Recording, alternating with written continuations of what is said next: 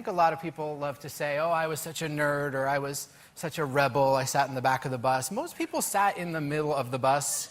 That's how buses work. I mean, I did my homework and, dreamed of being a bit of a rebel. I did a very nerdy version of rebellion, which I guess is sort of my way of balancing where I sat on the bus. When I was 14, I got it in my head that I wanted a fake ID, and I committed what the only term for it is identity theft to get this fake ID. So this is kind of the I've never told the story before. This is pretty much the nerdiest way you can be like a bad kid. I went to the Newton Library where I grew up, and I went through their polling records. I looked up, this is true, I looked up someone that was 21 years old through their polling records. And you're 14. I was 14 years old. I looked up someone who was 21 who had my same first name and initial. Because I thought if I get drunk, I'd never been drunk. I was like, if I forget my name, I can't get busted.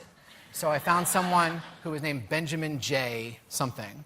So I found this guy's name, and I thought, if I can just forge all his documents, I can go to the DMV and say I lost my license, and they'll give me a new license with his picture. This is my plan. So first I need to know where he's born so I can get his birth certificate. So I call his house. I ask for him. I don't know what I would have done. I get his brother, and I say, I work with Ben. We're doing a crossword puzzle based on his life for his birthday.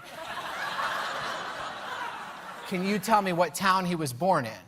So he told me, and I took the subway there, and I got his birth certificate. Didn't ask for ID, they just gave me this birth certificate.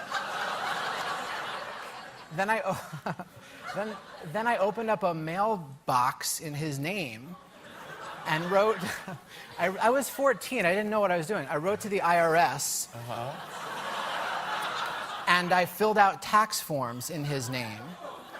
And then I went to the DMV and I said, oh, I lost my wallet, this is all I have. And I looked 14 years old, but I had these documents. So they sent me to the back room where this woman sized me up and said, I can't give you this. You don't even have a picture. And then said, with a wry smile on her face, open your wallet right now.